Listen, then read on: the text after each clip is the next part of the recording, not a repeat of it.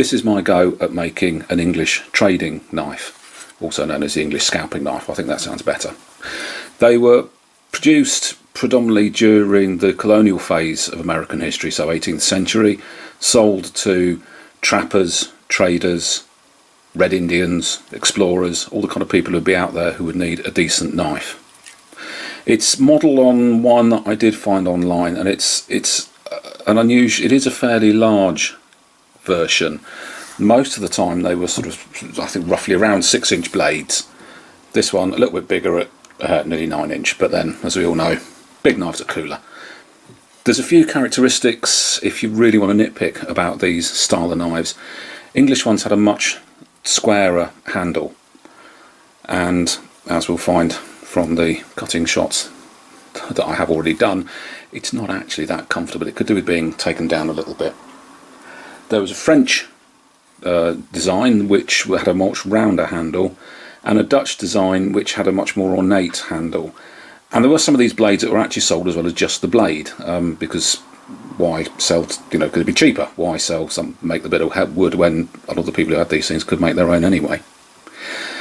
That's a potted history. It does get a bit more complicated with these knives. There are a couple of different sort of roughly blade shapes, and there's various ideas as to who did what design and whatever. If you want to go into the history of it, it is really quite pedantic, and there's better videos than I'm going to make, because I'm not going to go into the history that much of it. This is more about the design. So the shape, the blade, it's a fairly standard shape.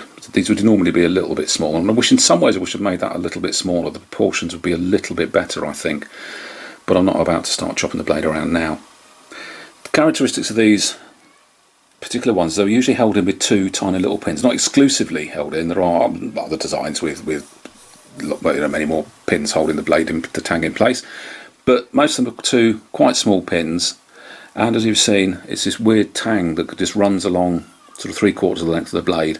I guess that would be just a lot easier, cheaper and quicker to make. I get the impression these weren't high value knives. They didn't need to be. They were just rough and ready knives for people who needed a fairly solid knife. And I was thinking about this today. A blade. These are thin blades as well. They're quite flexible. They're very thin blades. Again, I guess probably down to price. And they weren't always polished like this either. And they didn't all have nice handles. But I'm guessing the kind of people who were using these out in the wilderness would have had an axe as well to deal with heavier wood. I'd be concerned, frankly, with a thin blade like that and a little tang, how tough this would actually be. They must have done the job, because otherwise I guess they wouldn't have sold them. People would have presumably sourced them from somewhere else. The sheath, about as basic a sheath as you could get and as I could make. I'm not a very good sheath maker. I don't really enjoy doing it. This is a fairly thin leathered example. I thought I bought thicker leather, but I hadn't. So pretty thin stuff. Just sits in there. I haven't got any shots of me actually making this because it took nearly a year to actually build it, because I had an injury which prevented me from doing so, and I managed to lose some of the footage in the process, and my camera was playing silly buggers.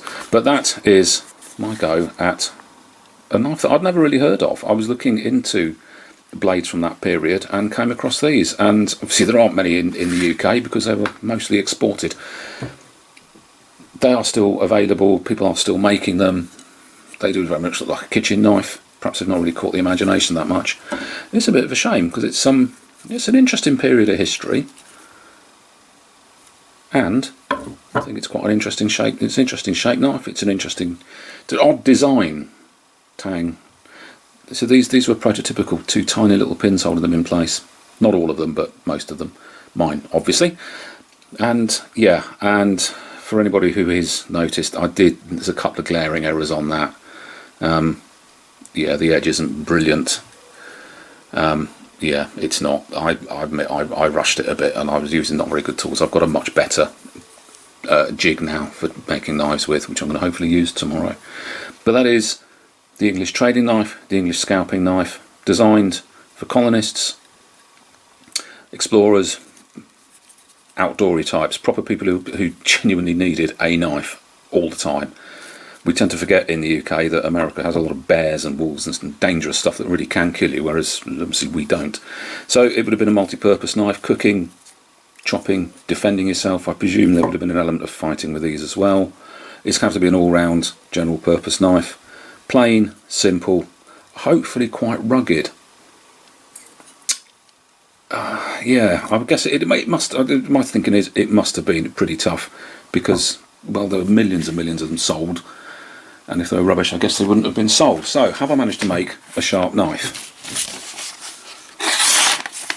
Reasonably.